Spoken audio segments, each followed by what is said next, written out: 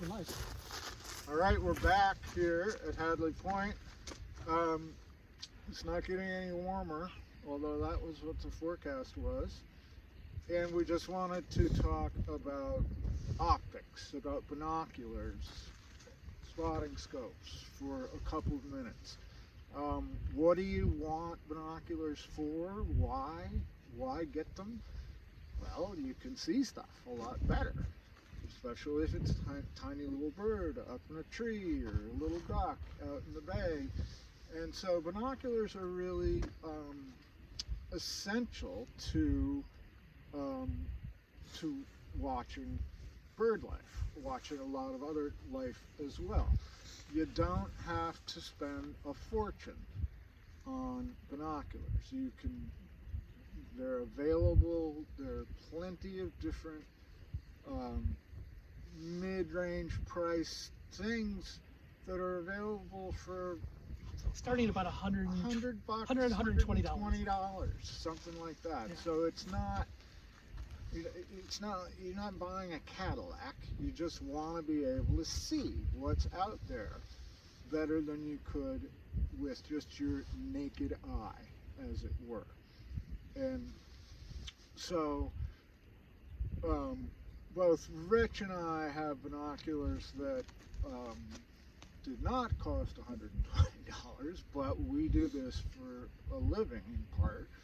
And so, but you don't have to break the bank to get a pair of binoculars. You can go online, or you can go to Walmart, or whatever. Come to me. Come to Rich, because he's a dealer, and you can get a reasonably priced pair that, if you take care of them, will last you decades, as long as you don't drop them in the ocean. So binoculars are incredibly important to really get into the inner life of the birds you're looking at. And Rich can talk a little bit about the techniques. There are different kinds. There's different numbers on them. Ones I'm wearing are 10 by 42. Probably the ones. Mines are also 10 by 42. Same. But the ones we grew up with were almost always 7 by 35. Yes. Rich will explain what these numbers mean. So, in our introductory discussion, Scott mentioned his World War II vintage binoculars, his first pair that he finally trashed. When I grew up birding, I was 10 years old. My next younger brother, Rob, was 8, and we had an opportunity to start banding ducks. And we did that, and I actually continued to do that with fall and spring migration right through high school. And after a couple years of doing that, one of my father's uncles realized that my brother, Rob, and I were taking birding seriously. He said, "You guys don't have binoculars, you need binoculars." And he gave us a pair. They were actually a pair of Zeiss binoculars, World War II, that when my Uncle Buck was a soldier in World War II, and he happened to capture a German officer, and the German officer had these binoculars around his neck, and Uncle Buck went up to him and said, "I will take those." He hung on to them and he gave them to me. Now my brother Rob in Alaska has them, and they're just a thing he keeps on his shelf as kind of a memento from our childhood. But today, there's so many types of binoculars, and you can find binoculars probably for as cheap as $20 or $30. And what I would say about those is, if you were going to spend only $20 or $30 on binoculars, you're better giving it to Matt and Scott and me to split, because there's no value to those binoculars. Get what you pay for. Yeah, you absolutely do. To get something that's going to hold up and actually have somewhat reasonable optics, you need to start in the over $100 market. So something like these Opticron, that's the company, Opticron Oregon is the model. These are really nice binoculars. When I'm kayaking, I take these and I wear them. They're waterproof and they fit in my PFD. They fit, if this jacket is my PFD, they fit right here, and I can paddle. If it's raining, no big deal. If I did an Eskimo roll, no big deal. I can pull them up, look at that bird, put them back here, they're out of the way. They're also a nice size. People buy these for me because they want to go to the opera or a play or something. Sometimes it's nice to have, when you got the nosebleed seat, it's nice to have binoculars to look at the performance. So these are really nice introductory binoculars. These cost, I believe, about $130. This is a great, for $130, these are probably about the best bet you're going to get for binoculars. We've got something that's kind of the more traditional style. And so, wonderful binoculars. This is what most birders and ornithologists use anymore, is something that looks like this. It looks like Matt's, it looks like mine. These twin-barreled roof prism binoculars. Wonderful binoculars. So when looking at binoculars, there's a few features I want. I want them to be high quality, and you don't have to spend the $2,000, whatever Matt's and mine cost. It was a lot of money. You can buy them, like I said, 130. These ones are really great. These are, I think, about 240 or 250, something like that. Wonderful binoculars. So I want something that's high quality. I'd be happy, I do use these kayaking. If I lost these tomorrow, I'm going to use these, and I'm going to be actually quite happy with it. You can go for something like this, but these are akin to opera glasses. Yeah. The magnification, they're 4 by 30. So the first number is the magnification, and the second number is the diopter, the diameter in millimeters of this lens, the bottom lens, the lens away from your eyes. Which equates to essentially how much light it lets in. So that with both the ones that Rich is wearing and the ones that I'm wearing right now, we could be down here after sunset in very low light conditions and still see stuff out in the bay. And see the details of those things. And whereas with these, forget about it. They're just too small. Magnification of 4, it's okay if we're looking at the car park over there, but beyond that, nah, not so much. I wouldn't bother with them.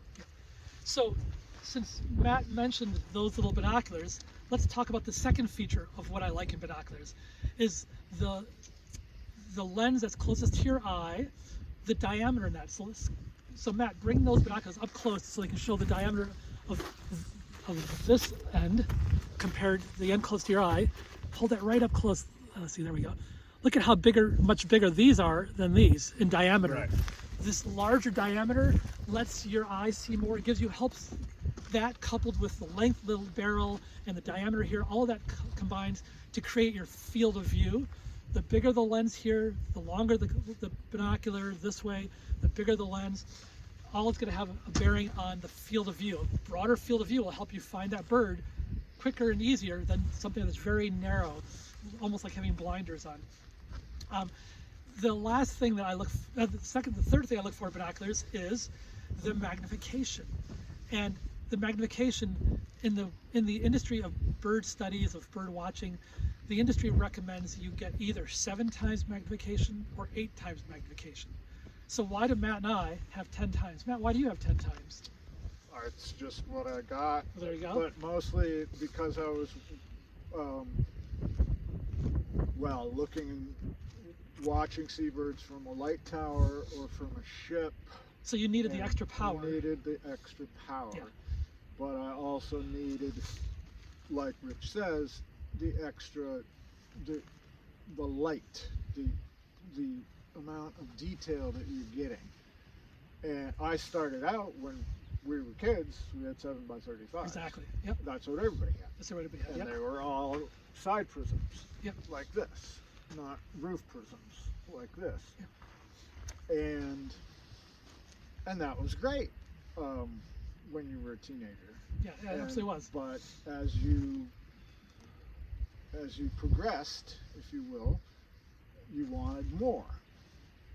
And so yeah, that's why I have 10s. Yeah. It takes a steadier hand to keep the 10 power. Lots of people would even want to put a 10 power binocular on a tripod, Sure. for instance, but because we are experienced at this, you sit down on the ground and put your elbows on your knees or something if you're having a hard time. Or you even use your body. Steady. Yeah, you even use your body to stabilize. Right. I hold mine, elbows tucked in, elbows planted against my chest, and kind of lean back. And I've created my body's kind of serving as that tripod purpose, and I can hold it steady.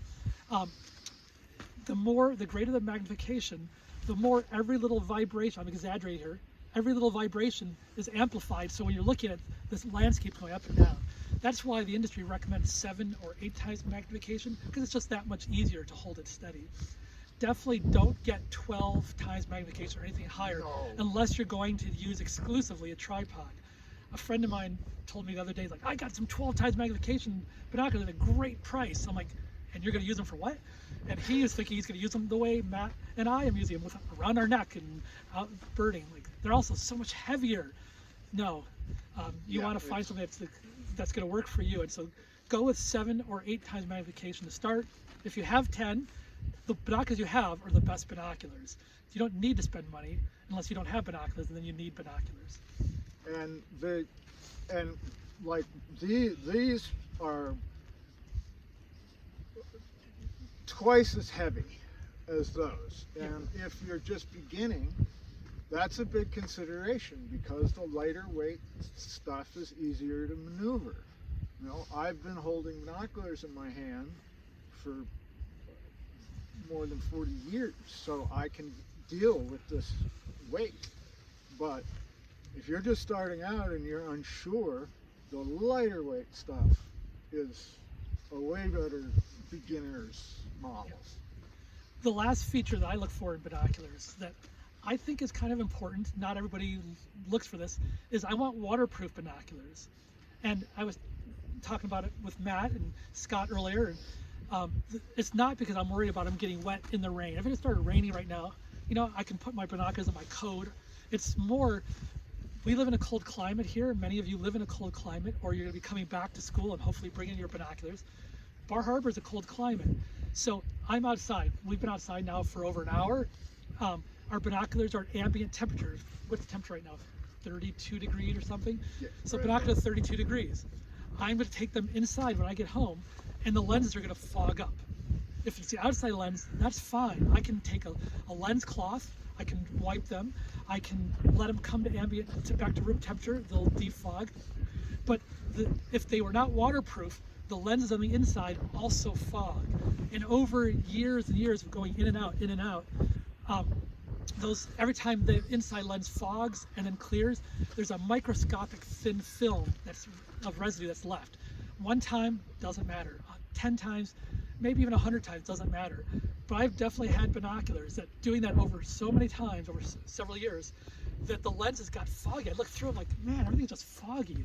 And I took them to an optical repair place, and he said, oh yeah, these were not waterproof. And explained what happened. And so now I only use waterproof binoculars. The waterproof ones are purged usually with either nitrogen or argon, and so the inside, there's no water vapor. And if I did drop them in the ocean and it was shallow, I can pick them out. If I'm out on the Osprey and we're going out to Mount Desert Rock and there's salt spray and they get covered in salt spray, I just take them and run them under my faucet at home, rinse them off in fresh water, put them in the dish rack, let them dry. They're as good as new. So that's kind of the things I look for. Same phenomena when you're at your aunt's house, where the sliding glass door out to the porch is fogged up, and you can't ever really see clearly through it because there's got moisture in it. Yeah. And so it's really there's so much more available now than there was even 10, 15 years ago in terms of the technology, as you all know perfectly well. Yes. That applies to these tools also. So, to use binoculars, if you have not used them, or if you're not really comfortable with them, the best way to get used to them is to use them. And what I would do is, we'll give you a quick little tutorial here. Find something stationary. I'm looking at this big I don't know, 40-foot Ash oak tree. tree, and there's a patch of green moss on it, a green lichen, I should say. That lichen's not going anywhere. It's a big patch. It's this big around, bright green against the gray bark. So I'm looking at it with my eyes. My eyes are on it. I'm not putting the binoculars on it and trying to find it. I'm looking with my eyes and pull the binoculars up to my eyes. Now I've got it. Now I can focus. Focus is this knob on the top, and I can find it. Pick another thing. Do that. Repeat that many times so you get comfortable with looking at that thing, pulling your binoculars up. Because what's going to happen is you're going to see that pigeon that landed on the roof, it's going to fly, or that warbler in the tree branch that's going to stay there for, if you're lucky, for 2 seconds. And so you want to get comfortable. You can pull the binoculars up quickly and get on it. Then you can try following it as it flies. With the binoculars, for people like Matt and I who wear glasses, you want these lenses with wide diameter lenses here. They call this long eye relief. It really works well with our glasses. I can put the binoculars right against my glasses. Right. They also have a rubberized cup. If I was working without without glasses, I would take my eye cups. These ones are kind of sealed down, so I'm going to take another pair, twist the eye cups up. Out. This is twist up, some are rubber and just fold up or down, twist those up. Same thing now, pick that spot and look at the item, bring them up, and I got it. You get to a point where you can do it instantly. Even blind right now without my glasses on, I can just barely make out that patch, and then I'm right on it, can focus, and I've got it just nicely here. And like anything else, it's simply practice. You cannot expect to unpack the binocular from its box and be an expert by dinner time. Yep. It's just not going to happen for you. You just got to work at it. You use them, like Rich says, and practice and practice. It's easy for us to have a flock of ducks going by 25 miles an hour and pick up our binocular and see the flock of ducks. It's not going to be easy for you the first time you try it, but you just keep trying. Yep. And you will get the hang of it.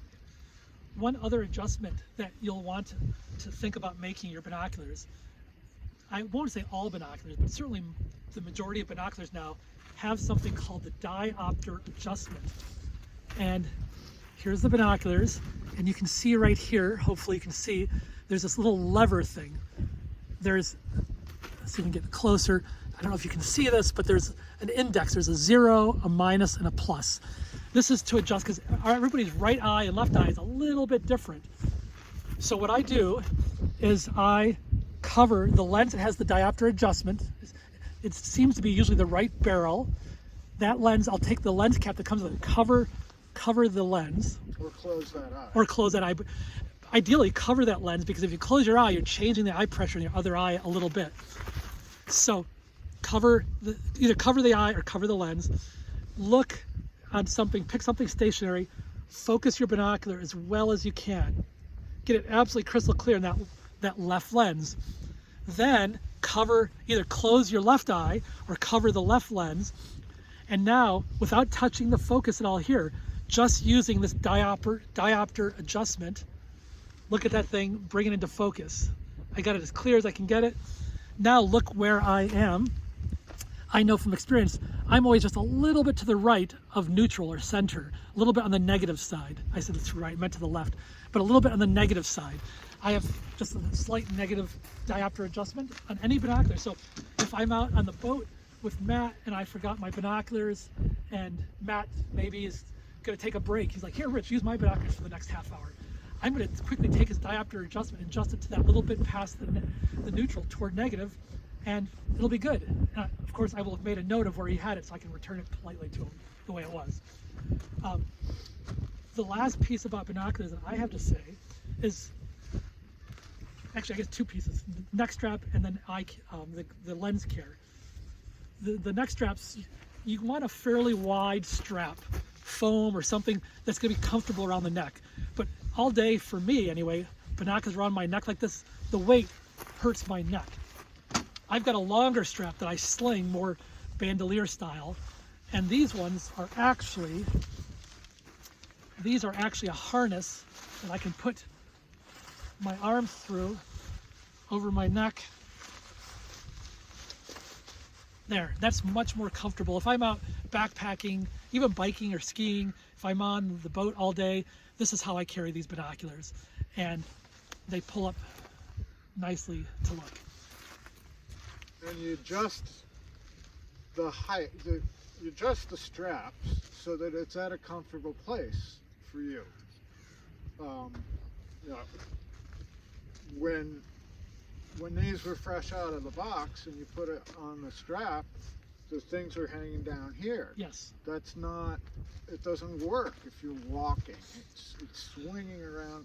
So I like to have them up close, so I'm quick to the draw and they're not bouncing around. They're resting right on my breastbone. But everybody's got their own preference. Absolutely. If you take good care of your binoculars, you buy a decent pair now, they will last you decades.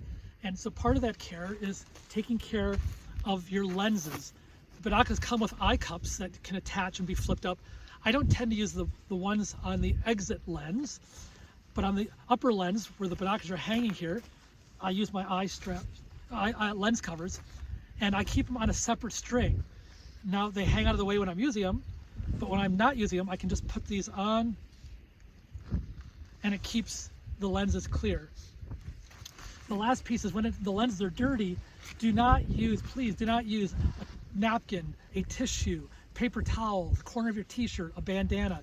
Use a proper lens cleaning cloth. They make microfiber cloths that are designed for cleaning optics, camera optics, binocular optics, but optical grade lens cloths, because they really will not scratch the lens. They'll kind of enhance the life of the lens. You could get a whole optical cleaning kit with a little puffer to blow off grit, a brush to brush off the grit, specially formulated lens solution. You put a drop on, take lens tissue, wipe it, take your optical grade lens cloth, and then buff it dry. And so all of these things you can do, and that will greatly enhance the length of the lifespan of your lenses. Anything to add, Matt? No, I think that's it. Great. Well, I hope you get some decent binoculars. But you see, Rich has brought his spotting scope. Talk 2 seconds about all right, the spotting scope. So spotting scopes are wonderful tools. You really, to get a decent one anymore, you have to spend a few $100s starting. That's just for the scope. Then you still need a tripod. You need the head. You're looking at probably a minimum of $500 to get something halfway decent anymore. But man, does this really enhance the experience. I can look through the spotting scope and adjust here. A good spotting scope has focus and a fine focus, coarse focus and a fine focus. Maybe a zoom lens here, and you can see something so much more. This one is a 48 to 60 times magnification. So when I'm zoomed all the way in, that's 60 times magnification. These are only 10 times magnification. I can see things so much better here with the spotting scope than I can with my binoculars. But it's really hard to get it on that bird, that warbler, sparrow that's flitting through the undergrowth. This is better for looking at ducks. Impossible. This is for ducks, gulls, things that are not flitting around in the forest, really. It's nearly impossible to look at warblers with the spotting scope. So it is not it's not the first piece of initial gear that you need. You need a bird book and you need binoculars. Yep. And then, if you really take off and you want to do much more, then it's time for a scope. But that's not, and hopefully you'll be able to use a scope with us or whomever when you come back to school. But don't just be aware that they exist, and if you know somebody who's got one or knows how to use it and they can teach you, terrific, that's great. But that is not a vital piece of equipment for you as your first time out the gate. Great. Well, thanks for being with with us. We'll see you soon. Okay.